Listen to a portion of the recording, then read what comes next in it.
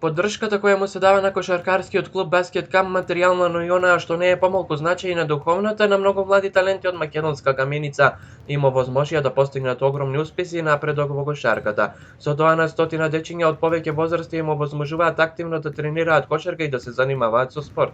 Десетина од нив ги бранат боите на македонската кошаркарска младенска репрезентација во повеќе категории.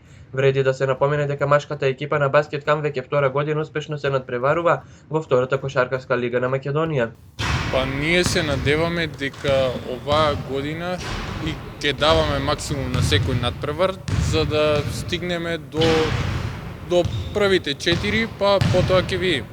Најново изненадување во македонската кошарка е новиот тренер на мачкиот тим од овој град. Тренер на Баскет Камп е некогашниот македонски репрезентативец Тони Симик.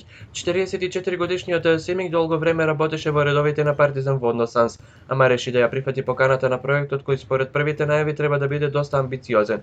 Екипата на Баскет Камп моментално игра во втората лига, но покажува силен интерес за влез меѓу најдобрите. Па вака, најнапред би се заблагодарил за поканата да бидам дел од овој проект на Баскет Камп во Македонска каменица, каде што се уште во фаза на запознавање со играчите, дел некои ги познавам, некои не ги познавам, нити они мене доволно ме знаат, као еден вид адаптација, што ме радува мене како тренер, да тоа оди многу побрзо од очекуваното, без разлика што сме веќе, да кажам, трета недела во тренажен процес. Гледам дека децата има постои желба кај нив за докажување кај новиот тренер, така да и атмосферата во екипата на одлично ниво, каде што сум задоволен и од односот и од залагањето на сите кои што се на тренингот. Тони Симик во своето портфолио има и одличен настап со македонската кошаркарска М18 репрезентација со која на првенството во Радеја Романија го освои четвртото место во Б дивизијата. Некогашниот центар ја заврши кошаркарската кариера во 2016 година во редовите на Гостивар и оттогаш му е посветен на тренерскиот занает.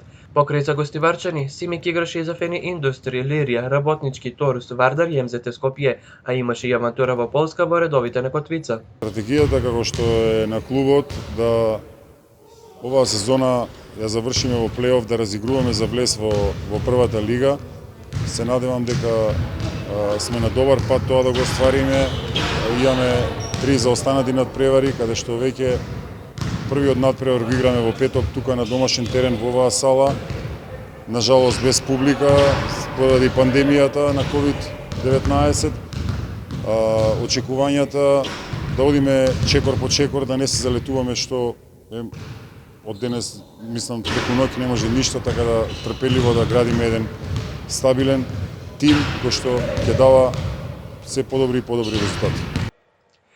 Помеѓу избраничките на Владимир Ѓоровиќ, селектор на македонската кошаркарска репрезентација категорија жени, се наоѓаат и две Баскет Камп девојки, Ивана Кметова и Катерина Попдимитровска.